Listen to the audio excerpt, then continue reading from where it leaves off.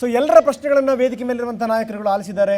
ಅವರ ಉತ್ತರಗಳೇನು? ಬನ್ನಿ, ನಾನು ಆರಂಭ ಮಾಡ್ತಾ ಇದ್ದೀನಿ ತೇಜಸ್ವಿನಿ ಅವರಿಂದ. ತೇಜಸ್ವಿನಿ ಮೇಡಮ್, ಏನು ಹೇಳ್ತೀರಿ ಕೊನೆಯದಾಗಿ? ಒಂದು, ಇವತ್ತು ಮೌಲ್ಯಾಧಾರಿತ ರಾಜಕಾರಣ ಅಂದ್ರೇನು, ಭ್ರಷ್ಟಾಚಾರವನ್ನು ತಡೆಯೋದು ಅಂದ್ರೆ ಏನು ಅಂತ. ಮೌಲ್ಯಾಧಾರಿತ ರಾಜಕಾರಣವನ್ನ ಹೇಳಿಕೊಟ್ರೆ ಬರೋದಿಲ್ಲ ಅಮ್ಮ. ಹೆತ್ತ ತಾಯಿ ಮಗುವಿಗೆ ಕಲಿಸುವ ದಿನದಿಂದ ಬರುತ್ತೆ, ಗುರು ಕಲಿಸಿದ್ದು ಬರುತ್ತೆ. ತಾನು ಹೇಗೆ ಬದುಕಬೇಕು ಅಂತ ಪ್ರತಿಯೊಬ್ಬ ಮನುಷ್ಯನಲ್ಲೂ ಒಂದು ಆತ್ಮಸಾಕ್ಷಿ ಇರುತ್ತೆ. ಅದ್ರ ಪ್ರಕಾರ ಸತ್ಯದ ಪರವಾಗಿ ಬದುಕ್ತಕ್ಕಂಥದ್ದು ಮೌಲ್ಯಾಧಾರಿತ ರಾಜಕಾರಣ ನನ್ನ ಪ್ರಕಾರ. ಭ್ರಷ್ಟಾಚಾರ ತಡಿತಕ್ಕಂಥದ್ದನ್ನ ಅನ್ಯಾಯದ ಮಾರ್ಗದಲ್ಲಿ ಹೋಗಿ ಇನ್ನೊಬ್ಬರ ಪ್ರತಿಭೆಯ ಎದುರುಗಡೆ ಹಣವನ್ನು ಕೊಟ್ಟು ನಾವಿನ್ನೊಬ್ಬರನ್ನ ಹಿಂದೆ ಹಾಕ್ತಕ್ಕಂಥ ಒಂದು ಸ್ವಾರ್ಥ ಮನೋಭಾವವನ್ನು ಬಿಟ್ರೆ, ಎಲ್ಲಾ ಕಡೆ ಅವನ ಕೆಲಸ ಆಗ್ಬಾರ್ದು, ನಂದಾಗ್ಬೇಕು, ಅದು ಬಿಟ್ರೆ ಭ್ರಷ್ಟಾಚಾರದ ಮನೋಭಾವ, ಭ್ರಷ್ಟಾಚಾರದ ವಿರುದ್ಧ ಹೋರಾಡುವ ಮನೋಭಾವ ಇರಬೇಕು ಅಂತಕ್ಕಂಥದ್ದು. ನನ್ನ ಸಹೋದರಿ ಒಬ್ರು ನ್ಯಾಷನಲ್ ಕಾಲೇಜ್ನವ್ರು ಕೇಳಿದ್ರು, ಹತಾಶರಾಗಬಾರ್ದು. ನಮ್ಮ ಮನೆ ಎದುರುಗಡೆ ಬೀಳುವಂತ ಕಸ ಪಕ್ಕದ ಮನೆಯವ್ರು ತಂದು ಎಸಿತಾ ಇದ್ರೆ ನಾವು ಸುಮ್ಮನೆ ಇರ್ತೀವಿ. ಹತಾಶರಾಗಿಲ್ಲ ನೋಡಿ ಅವರು. ಇಲ್ಲ, ಅದು ರಂಗನಾಥ್ ಅವರ ವ್ಯಾಖ್ಯಾನ. ಹತಾಶ ಆಗೋದಿಲ್ಲ ನಮ್ಮಂತವ್ರು.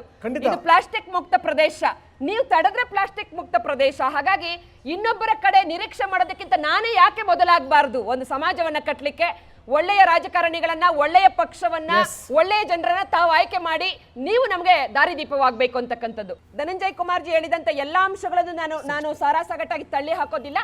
ಒಂದು, ಇವತ್ತು ಲೋಕಾಯುಕ್ತರ ವರದಿ ಕೊಟ್ಟಿದ್ದಾರೆ. ಅವರ ಅಧಿಕಾರದ ವ್ಯಾಪ್ತಿಯಲ್ಲಿ ಲೋಕಾಯುಕ್ತರಿಗೆ ಗೊತ್ತಿದೆ ನ್ಯಾಯಮೂರ್ತಿಗಳಾಗಿ ಏನನ್ನ ಕೊಡಬೇಕು, ಏನನ್ನು ಕೊಡಬಾರ್ದು ಅಂತ. ಅದು ಒಂದು ನಿಮಿಷ, ಜನಪ್ರತಿನಿಧಿಗಳಾಗಿ ಅವ್ರು ಹೇಳಿದ ನಿಜ. ಒಂದು ಕೊಲೆ ಮಾಡಿದಂಥವ್ರಿಗೂ ಕೂಡ ಒಂದು ಅವರ ವಿವರಣೆಯನ್ನು ಕೊಡ್ಲಿಕ್ಕೆ ಒಂದು ಅವಕಾಶ ಕೊಡಬೇಕು. ಜನಪ್ರತಿನಿಧಿಗಳಿರಲಿ, ಅಧಿಕಾರಿಗಳಿರಲಿ, ಅವರಿಗೆ ಸಮಜಾಯಿಷಿಯನ್ನು ಕೊಡುವಂತ ಡೆಮೋಕ್ರೆಟಿಕ್ ರೈಟ್ಸ್ ಅನ್ನ ಕೊಡ್ಲಿಕ್ಕೆ ಲೋಕಾಯುಕ್ತ ಒಂದು ಕಾನೂನಿನ ಚೌಕಟ್ಟಿನಲ್ಲಿ ಒಂದು ಅವಕಾಶವನ್ನ ಕಲ್ಪಿಸಿಕೊಡ್ಬೇಕಾಗ್ತದೆ. ಅದ್ರ ಬಗ್ಗೆ ಚರ್ಚೆ ಮಾಡೋಣ ಬಿಟ್ರೆ, ದಯವಿಟ್ಟು ಇವತ್ತು ಅವರ ಸರ್ಕಾರದ ಬಗ್ಗೆ, ಅವರ ಮುಖ್ಯಮಂತ್ರಿಗಳ ಬಗ್ಗೆ ಲೋಕಾಯುಕ್ತರಿಗಿಂತ ಹೆಚ್ಚಾಗಿ ಬಿಜೆಪಿ ಯಡಿಯೂರಪ್ಪನವ್ರು ಏನಾದ್ರು ಕೆಳಗಿಳಿದಿದ್ರೆ ಬಿಜೆಪಿಯವರೇ ಅವ್ರು ನಿಲ್ಸಿರ್ತಕ್ಕಂಥದ್ದು, ನಾವಲ್ಲ ಅಂತಕ್ಕಂಥದ್ದು ಹೇಳ್ಬೇಕಾಗ್ತದೆ. ಒಂದು ವರದಿ ಬಂದಾಗ ಆ ವರದಿಯನ್ನ ಟೀಕೆ ಮಾಡುವಂತಹ ಅಧಿಕಾರ ಸರ್ಕಾರಕ್ಕೂ ಇದೆ, ಆಪೋಸಿಷನ್ ಪಾರ್ಟಿಗಳಿಗಿದೆ. ಸಾಮಾನ್ಯರಾಗಿ ನನಗೂ ನಿನಗಿದೆ, ನನಗೆ ಯಾವ ಪಾರ್ಟಿ ಪಂಗಡಿ ಇಲ್ಲ, ಬಟ್ ನಾವು ಟೀಕೆ ಮಾಡ್ಬೋದು. ಬಟ್ ಟೀಕೆ ಮಾಡಿ, ಬಟ್ ನೀವು ಕಾನೂನಿನ ತಾಂತ್ರಿಕತೆಯನ್ನು ಒಂದು ವಕೀಲನಾಗಿ ಹೇಳಬೇಕು ಅಂತ ಹೇಳಿದ್ರೆ, ನೀವು ಕಾನೂನಿನ ತಾಂತ್ರಿಕತೆಯನ್ನು ಎಲ್ಲಿ ಉಪಯೋಗಿಸಬೇಕು ಅಂದರೆ ಕೋರ್ಟ್ನಲ್ಲಿ ಉಪಯೋಗಿಸಬೇಕು. ಕಾನೂನಿನ ತಾಂತ್ರಿಕತೆಯನ್ನು ನೀವು ಸಮಾಜದ ಮೇಲೆ ಉಪಯೋಗ ಮಾಡಬಾರ್ದು. ಇದೇನಾಗ್ತಾ ಇದೆ ಅಂತ ಹೇಳಿದ್ರೆ, ಈ ಕಾನೂನಿನ ತಾಂತ್ರಿಕತೆಗಳನ್ನು ತೆಗೆದು ಈ ವರದಿಯನ್ನು ನಾವು ರದ್ದು ಮಾಡಬೇಕು ಅನ್ನೋದನ್ನ ನಾವು ಮುಖಾಮುಖಿ ರದ್ದು ಮಾಡ್ತೀವಿ ಅಂತ ಹೇಳಿದ್ರೆ ಏನಾಗುತ್ತೆ? ಓಟ್ ಹೊರಟೋಗುತ್ತಲ್ವಾ? ಅದಕ್ಕೆ ರದ್ದು ಮಾಡೋದಿಲ್ಲ. ನಾವು ಅದನ್ನು ಪೂರಕವಾಗಿ ತಗೊಳ್ತಾ ಇದ್ದೇವೆ, ನಾವು ಅದನ್ನು ಟೀಕಿಸ್ತಾ ಇಲ್ಲ. ಆದರೆ ಈ ತಾಂತ್ರಿಕತೆಗಳಿವೆ, ಅದಕ್ಕೆ ನಾವು ಏನು ಆ್ಯಕ್ಷನ್ ತಗೊಳ್ಳೋದಿಲ್ಲ. ಅದನ್ನು ಮಾಡಿದ್ರೆ ನೀವು ಲೀಗಲ್ ಟೆಕ್ನಿಕ್ಯಾಲಿಟೀಸನ್ನು ಸೊಸೈಟಿ ಮೇಲೆ ಉಪಯೋಗಿಸ್ತಾ ಇದ್ದೀರಾ. ಅದರಿಂದ ಸೊಸೈಟಿಗೆ ಅದು ಮಾರಕ ಪೂರಕವಲ್ಲ. ಒಂದು. ಎರಡನೇದು, ನಾವೆಲ್ಲ ಭಾಷಣಗಳು ಮಾಡಿ, ಇವಾಗ ನಾನು ಇದನ್ನೆಲ್ಲ ಯಾಕೆ ಹೇಳ್ಬೋದು ಅಂತ ಹೇಳಿದ್ರೆ, ನಾನು ಒಂದು ಪಾರ್ಟಿಗೆ ಸೇರಿದವನಲ್ಲ, ನಾನೊಂದು ವಕೀಲ. ಅದಕ್ಕೆ ನೀವು ಮಾಡ್ತಾ ಇರೋದು ತಪ್ಪು ಅಂತ ನಾನು ಧನಂಜಯ್ ಕುಮಾರ್ ಜೊತೆ ನಾವು ಎಷ್ಟು ಬೇಕಾದರೂ ವಾರ್ತಾಲಾಪ ನಡೆಸ್ಬೋದು. ಬಟ್ ಏನನ್ನ ನೋಡಬೇಕು ಅಂತ ಹೇಳಿದ್ರೆ, ಇಂತಹ ರಿಪೋರ್ಟ್ ಬಂದ ಮೇಲೆ ಇದು ಒಂದು ಪಕ್ಷ, ಒಂದು ಪಂಗಡಕ್ಕೆ ಸೀಮಿತವಾದದಲ್ಲ. ಈ ರಿಪೋರ್ಟ್ ಬಂದಾಗ ಯಾವ ಪಾರ್ಟಿಯೂ ಕೂಡ ನಮ್ಮ ಕರ್ನಾಟಕದಲ್ಲಿ ಎದ್ದು ನಿಂತು ನಾವು ಬೀದಿಗೆ ಹೋಗಿ ಇದರ ಪ್ರತಿಭಟನೆ ನಡೆಸ್ತೇವೆ, ಅಣ್ಣಾ ಹಜಾರೆ ತರ ಆದಾಗ ಈಗಲೂ ಮಾಡ್ತೇವೆ ಅನ್ನೋದು ಯಾರೂ ಮಾಡಲಿಲ್ಲ. ಇವತ್ತು ಒಂದು ಭಾಷಣ ಬಿಗಿದು ಅದರಿಂದ ಪ್ರಯೋಜನ ಏನು?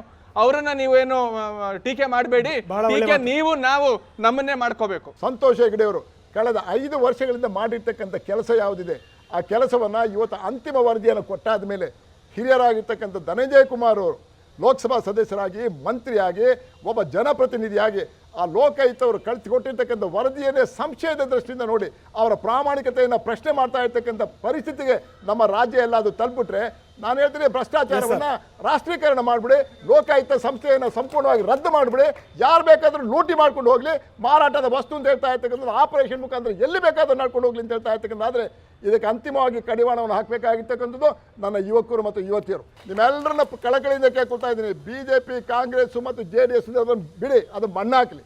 ಕಡೆಗೆ ನೀವು ಬದುಕಲೇಬೇಕಲ್ಲ ಶಾಂತಿಯಿಂದ, ನೆಮ್ಮದಿಯಿಂದ. ಕರ್ನಾಟಕ ರಾಜ್ಯದಲ್ಲಿ ಪರಿಸರ ಇರ್ತಾ ಇರ್ತಕ್ಕಂಥದ್ದು, ನಮ್ಮ ನಿಸರ್ಗ ಸಂಪತ್ತನ್ನು ಲೂಟಿ ಮಾಡಿ ಎಲ್ಲ ಭಾಗದಲ್ಲಿ, ಬಳ್ಳಾರಿ ಅಂತ ಹೇಳ್ತಾ ಇರ್ತಕ್ಕಂಥ ದಯವಿಟ್ಟು ಹೋಗಿ ನೋಡಿ ಬನ್ನಿ. ಬಳ್ಳಾರಿ, ಚಿತ್ರದುರ್ಗ, ತುಮಕೂರು ಯಾವ ರೀತಿ ನಡೆದಿದೆ ಅಂದರೆ ಎಲ್ಲ ಪಕ್ಷದ ರಾಜಕಾರಣಿಗಳು ಲೂಟಿ ಮಾಡುವರೆ. ಗ್ರನೈಟ್ ಲೂಟಿ, ಮರಳು ದಂಧೆ ಮತ್ತು ಈ ಥರ ಲೂಟಿ. ಒಬ್ಬೊಬ್ಬರು 1,000 ಎಲ್ಲ 10,000 ಕೋಟಿ ರೂಪಾಯಿಗಳನ್ನ ಮಾಡ್ಕೊಂಡಿರ್ತಕ್ಕಂಥವ್ರು. ನಿಮ್ಮ ಪರಿಸ್ಥಿತಿ ಹಾಗೆ. ಆದ್ದರಿಂದ ಧನಂಜಯ್ ಕುಮಾರ್ಗೆ ಹೇಳ್ತೀನಿ, ಎಲ್ಲೋ ಒಂದು ಲೋಕಾಯುಕ್ತದವರು ಅವ್ರಿಗೆ ಸಿಕ್ಕಿರ್ತಕ್ಕಂಥ ಕಾನೂನಿನ ಪರಿಮಿತಿಯಲ್ಲಿ ಪ್ರಾಮಾಣಿಕತೆಯಿಂದ ಮಾಡಿ ಸ್ವಲ್ಪ ಮಟ್ಟಿಗೆ ಹೆದರಿಕೆ ಹುಟ್ಟಿಸ್ತಾ ಇರ್ತಕ್ಕಂಥ ಕೆಲಸವನ್ನು ಮಾಡಿರ್ತಕ್ಕಂಥ ಲೋಕಾಯುಕ್ತರನ್ನ ಅವ್ರನ್ನು ಸಂಶಯದ ದೃಷ್ಟಿಯಿಂದ ನೋಡಲಿಕ್ಕೆ ಇರ್ತಕ್ಕಂಥ ಪರಿಸ್ಥಿತಿ ನಿರ್ಮಾಣ ಆದರೆ ದೇವರೇ ಕಾಪಾಡಬೇಕು ನಿಮ್ಮನ್ನು ನಮ್ಮನ್ನು ಈ ರಾಷ್ಟ್ರವನ್ನು. Yes sir. ಲೋಕಾಯುಕ್ತ ವರದಿಯ ಬಗ್ಗೆ ನಾವು ಚರ್ಚೆ ಮಾಡ್ತಾ ಇದ್ದೇವೆ. ಆ ಲೋಕಾಯುಕ್ತ ವರದಿಯ ಸಾಧಕ ಬಾಧಕಗಳು ಯಾವುದೇ ಇರಲಿ, ಕೊನೆಗೆ ಆಗಿರುವಂಥದ್ದು ರಂಗನಾಥ್ ನಾವು ಕರ್ನಾಟಕದಲ್ಲಿ ನೋಡಿದ್ದೇವೆ. ದೊಡ್ಡ ರಾಜಕೀಯ ಬದಲಾವಣೆ ರಾಜ್ಯದಲ್ಲಾಯಿತು. ಇವತ್ತು ನಾವು ಯಾರ ಬಗ್ಗೆ ಮಾತಾಡ್ತಾ ಇದ್ದೇವೆ, ಇಲ್ಲಿ ಅನೇಕರು ಕೆಲವು ಹಗುರವಾದಂಥ ಶಬ್ದಗಳನ್ನು ಉಪಯೋಗ ಮಾಡಿದರು. ಸಂತೋಷ್ ಹೆಗ್ಡೆ ಅವರಿಗೆ ಕಾನೂನಿನ ಅರಿವಿಲ್ಲ ಅಂತ ನಾನು ಎಂದೂ ಕೂಡ ಹೇಳಲಿಲ್ಲ. ಅವರು ಸರ್ವೋಚ್ಚ ನ್ಯಾಯಾಲಯದ ನ್ಯಾಯಮೂರ್ತಿ ಆಗಿದ್ದಂಥವರು. ಅವರ ಕಾನೂನು ಪಾಂಡಿತ್ಯದ ಬಗ್ಗೆ, ಅವರ ಪ್ರಾಮಾಣಿಕತೆಯ ಬಗ್ಗೆ ನಮಗೆ ಸಾಕಷ್ಟು ಗೌರವ ಇದೆ. ಆದರೆ ಅವರು ಅನುಸರಿಸಿದಂಥ ವಿಧಾನದ ಬಗ್ಗೆ ಮಾತ್ರ ನಾನು ಇಲ್ಲಿ ಉಲ್ಲೇಖ ಮಾಡಿದೆ ಅಷ್ಟೇ. ಅದನ್ನು ಮುಂದೆ ಪ್ರಶ್ನೆ ಮಾಡ್ತೇವೆ. ಅದೇ ದೃಷ್ಟಿಯಿಂದ ರಾಜ್ಯದ ಸಚಿವ ಸಂಪುಟ ಈ ತೀರ್ಮಾನವನ್ನು ಕೈಗೊಂಡು ಬೇರೆ ಎಲ್ಲಿಯೂ ಕಳಿಸಿಕೊಡಲಿಲ್ಲ ರಂಗನಾಥ್. ನಾವು ಮತ್ತೆ ಲೋಕಾಯುಕ್ತ ಸಂಸ್ಥೆಗೆ ಕಳಿಸಿಕೊಟ್ಟಿದ್ದೇವೆ. ನೀವು ಇದರ ಬಗ್ಗೆ ನಮಗೆ ವಿವರಣೆ ಕೊಡಿ, ಮಾರ್ಗದರ್ಶನ ಕೊಡಿ. ನಾನು ಪ್ರಾರಂಭದಲ್ಲಿ ಹೇಳಿದೆ, ಸಾರಾಸಗಟಾಗಿ ಲೋಕಾಯುಕ್ತ ವರದಿಯನ್ನು ತಿರಸ್ಕಾರ ಮಾಡಿಲ್ಲ. ಲೋಕಾಯುಕ್ತ ವರದಿಯಲ್ಲಿ ಯಾವ್ಯಾವ ಅಧಿಕಾರಿಗಳು ಎಲ್ಲೆಲ್ಲಿ ಲೋಪ ಮಾಡಿದ್ದಾರೆ ಅಂತ ಹೇಳಿ ಕರಾರುವಾಕ್ಕಾಗಿ ಪುರಾವೆ ಸಹಿತ ಲೋಕಾಯುಕ್ತರ ವರದಿ ಉಲ್ಲೇಖ ಮಾಡಿದೆ. ಅದರ ವಿರುದ್ಧ ಏನೇನು ಕ್ರಮ ಕೈಗೊಳ್ಳಬೇಕು ಅದರ ಬಗ್ಗೆ ವರದಿಯನ್ನು ನಾವು ಲೋಕಾಯುಕ್ತ ಸಂಸ್ಥೆಗೆ ಕಳಿಸಿಕೊಡ್ತಾ ಇದ್ದೇವೆ. ಕೇವಲ ಅವಕಾಶ ಕೊಡದೇನೆ ಮುಗಿತು. ಅವಕಾಶ ಕೊಡದೆ ಒಬ್ಬರನ್ನ ಈ ರೀತಿಯಲ್ಲಿ ಅಧಿಕಾರದಿಂದ ಕೆಳಗಿಳಿಸುವಂಥ ಕೆಲಸ ಆಯಿತು, ಅದು ಬಿಡಿ. ಅದು ಲೋಕಾಯುಕ್ತರು ಹೇಳಿದ್ದು ಸುಳ್ಳು ಅಂತಾಗಿದ್ರೆ ಯಡಿಯೂರಪ್ಪನವ್ರು ಇಳಿಸಬಾರ್ದಾಗಿತ್ತು, ಇಳಿಸದಲ್ಲೇ ಜನರನ್ನ ಫೇಸ್ ಮಾಡಬೇಕಾಗಿತ್ತು. ಕಾಂಗ್ರೆಸ್ನವರಾಗಿ ಶೀಲಾ ದೀಕ್ಷಿತರ ಬಗ್ಗೆ ಲೋಕಾಯುಕ್ತ ಕಲ್ಮಾಡಿ ಬಗ್ಗೆ ಮಾತಾಡೋದಿಲ್ಲ ನೀವು. ಅಲ್ಲ ಕಲ್ಮಾಡಿ ಬಗ್ಗೆ ಮಾತಾಡೋದಿಲ್ಲ, ಜೈಲು ಕಳಿಸೋರ ಬಗ್ಗೆ. ಶೀಲಾ ದೀಕ್ಷಿತರನ್ನ ಲೋಕಾಯುಕ್ತ ಬಗ್ಗೆ ಮಾತನಾಡಿ. ರಂಗನಾಥ್ ಅವರ ಜೊತೆ ಇನ್ನೊಂದು ಚರ್ಚೆಗೆ ಬರೋಣ. ವಿಷಯಾಂತರ ಮಾಡಬೇಡಿ, ವಿಷಯಾಂತರ ಮಾಡಬೇಡಿ ದಯಮಾಡಿ. ಹೀಗಿದ್ರೂ ಕೂಡ ಸಾರ್ವಜನಿಕ ಜೀವನದಲ್ಲಿ ಸಾರ್ವಜನಿಕರ ಯಡಿಯೂರಪ್ಪಾಜಿನ ತನ್ನಿ ನಾಳೆ ಕೂರಿಸಿ ಯಡಿಯೂರಪ್ಪಾಜಿನ ಫೇಸ್ ಮಾಡಿ ಜನರನ್ನ ಮತ್ತೆ ಬರ್ತಾರೆ ಅವರು. ಜನ ಇವತ್ತು ಅವ್ರು ಬೇಕು ಅಂತ ಬಯಸಿದ್ರೆ ಅವ್ರು ಮತ್ತೆ ಬರ್ತಾರೆ. ತಪ್ಪೇನಿದೆ ಅದರಲ್ಲಿ? ಪ್ರಶ್ನೆ ಇರುವಂತಹದ್ದು ತಾತ್ಕಾಲಿಕವಾಗಿ ಈ ರೀತಿಯ ಬದಲಾವಣೆ ಆಗಿದೆ. ತಾತ್ಕಾಲಿಕವಾಗಿ ಇರುವಂತಹ ಬದಲಾವಣೆ ಏನಿದೆ, ನಾವು ಸಮಾಜವನ್ನ ತಪ್ಪುದಾರಿಗೆಳೆಯುವಂತ ಪ್ರಯತ್ನವನ್ನ ಮಾಡಬಾರದು. ಯಾರನ್ನು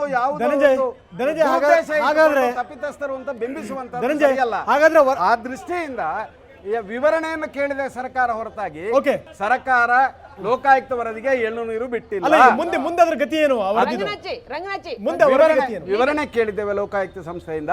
ಅವರು ವಿವರಣೆ ಬಂದ ಮೇಲೆ ಮುಂದಿನ ಕ್ರಮವನ್ನು ಕೈಗೊಳ್ತೇವೆ. ಈಗ ಲೋಕಾಯುಕ್ತರಿಲ್ಲ, ಇರೋ ಇಬ್ಬರಲ್ಲಿ ಉಪಲೋಕಾಯುಕ್ತರಲ್ಲಿ ಒಬ್ಬರು ರಾಜೀನಾಮೆ ಕೊಟ್ಟು ಹೋದ್ರು. ಸ್ವಲ್ಪ ಅವರಿಗೆ ಮಾಡಬೇಕು, ಅಮ್ಮನಿಗೆ ಹೇಳಿ.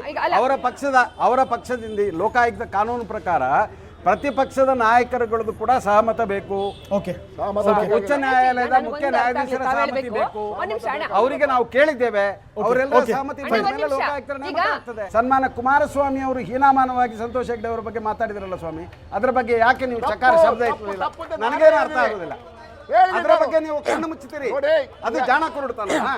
ಕುಮಾರಸ್ವಾಮಿ ಅವರು ಹೇಳಿಲ್ಲ ನೈಟ್ ಲೈಫ್ ಬಗ್ಗೆ ಎಲ್ಲ ನಾನು ಹೊರಗೆ ಹಾಕ್ತೇನೆ, ನೀವೇನು ಅಂತ ನನ್ಗೆ ಗೊತ್ತಿದೆ ಅಂತೆಲ್ಲ ಮಾತಾಡಿದ್ರು. ಕುಮಾರಸ್ವಾಮಿ ಅವರಿಗೂ ಬುದ್ಧಿ ಹೇಳಿ, ಹಗುರವಾಗಿ ಮಾತಾಡಬೇಡಿ ಅಂತ ಬುದ್ಧಿ ಹೇಳಿ. ಲೋಕಾಯುಕ್ತರಿಗೆ ಅಧಿಕಾರ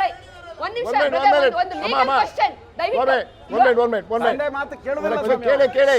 ಲೋಕಾಯುಕ್ತ ಸಂತೋಷ್ ಹೆಗ್ಡೆ ಅವರನ್ನ ಕುಮಾರಸ್ವಾಮಿ ಅವರೇ ಆಗಲಿ, ಧನಂಜಯ ಕುಮಾರ್ ಆಗಲಿ, ಯಡಿಯೂರಪ್ಪನವರಾಗಲಿ ಯಾರಾದ್ರೂ ಮಾತಾಡ್ಲಿ, ನಾನು ಹೇಳ್ತೀನಿ ಈ ಮಾತಾಡ್ತಾ ಇರ್ತಕ್ಕಂಥದ್ದು ತಪ್ಪೇ ಅಲ್ಲ.